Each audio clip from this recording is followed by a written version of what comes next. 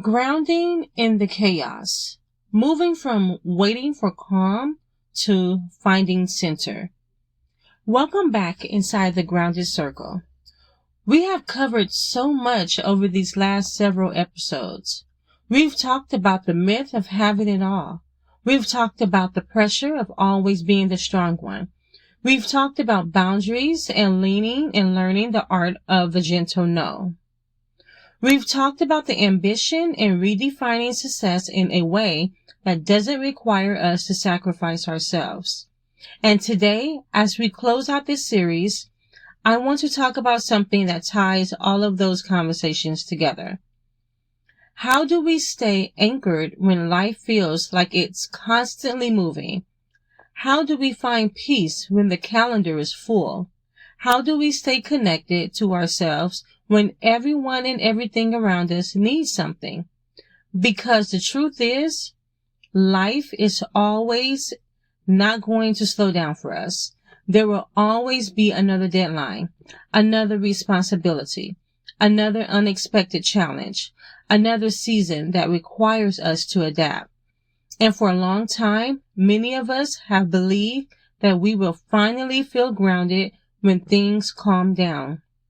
And so we think, once this project ends, I'll have more time. Once the kids get older, life will feel easier. Once I get through this busy season, then I'll focus on myself. But what happens when one busy season ends and another one begins?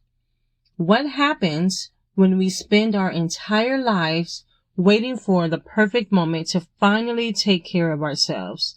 The truth is, we cannot always control the chaos around us, but we can learn how to create calm within ourselves. Being grounded doesn't mean your life is perfectly organized. It doesn't mean you never feel overwhelmed. It doesn't mean you have figured everything out. Being grounded means that even when life feels uncertain, you know how to return to yourself. You know how to find your center. And I think that is such an important distinction. Because sometimes we look at people who seem calm and think they must have a life without stress. But that's usually not the case. The difference is not that they experience less chaos. The difference is that they have learned how to move through chaos differently. Now, I'll be the first to admit, I am not perfectly grounded 24/7. I wish I could say I wake up every morning completely centered, peaceful, and ready for anything. But that's not reality. I am a human being. I am a mom. I am someone balancing responsibilities, dreams, relationships, and all the unexpected moments life brings. Now, just last week, there was a morning where everything seemed to happen at once. I couldn't find my keys. The kids were running late. The morning felt rushed. And then because apparently the universe wanted to add one more thing to the list, the coffee pot spilled. And in that moment, I felt it. That familiar feeling. That rising sense of chaos. The frustration. The feeling of, why does everything have to happen at the same time? And honestly, my first instinct was to let that moment take over the entire day. To carry that frustration with me. To allow one difficult morning to become a difficult day. But instead, I stopped. I literally sat down on the kitchen floor for 30 seconds and I took a breath. I gave myself a moment to reset. And that 30 seconds didn't magically fix everything.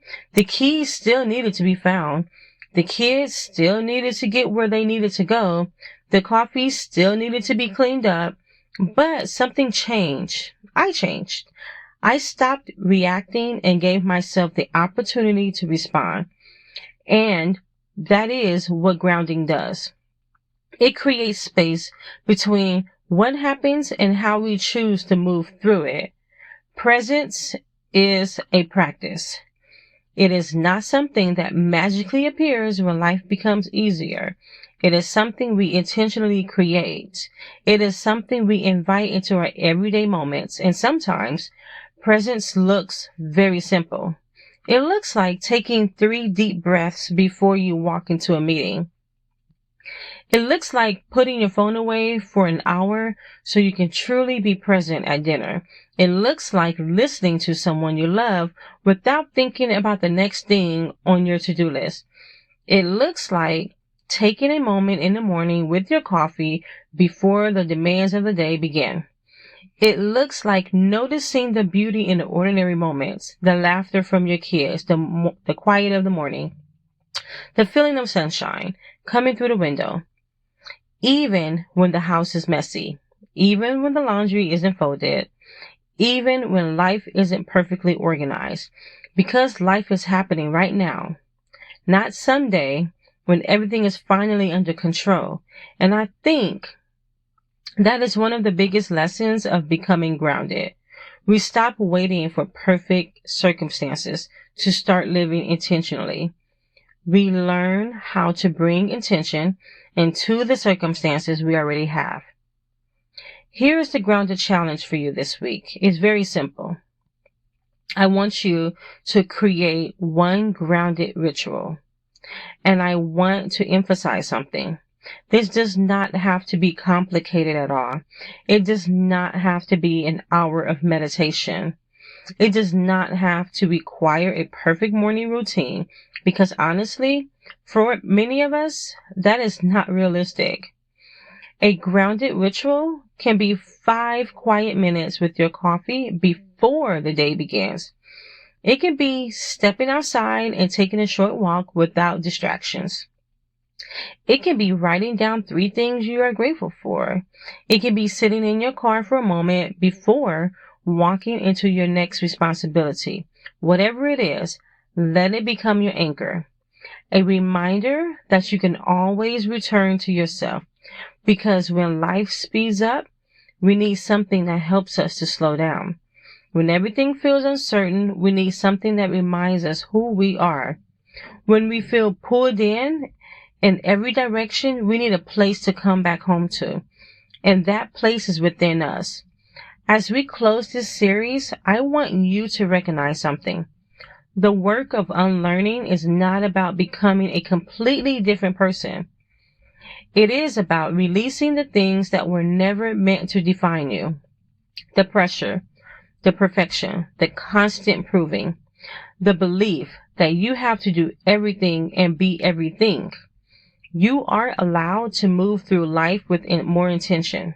You are allowed to create a life that feels meaningful, not just productive. And you are allowed to pursue your purpose while still honoring yourself along the way.